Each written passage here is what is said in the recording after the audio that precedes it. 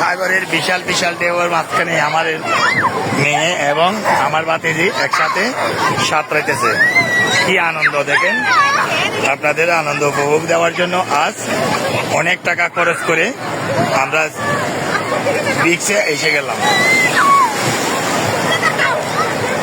টাকা এমন একটা জিনিস, টাকা যার সুতরাং আমাকে সবসময় দিতে হয়। আমি এমন টাকার গ্রান্ট আমি এমনভাবে নিই, টাকার গ্রান্টটা এমনভাবে নিই আমি, টাকা ছাড়া আমার কিছুই ভালো লাগে না। যেমন টাকা থাকলে আজ কুমিল্লায়, টাকা থাকলে আজ ঢাকায়, টাকা থাকলে আজ চট্টগ্রামে, টাকা থাকলে আজ কক্সবাজার, যেখানে মন চায় সেখানে যেতে পারবেন। দেখেন টাকার বাহার।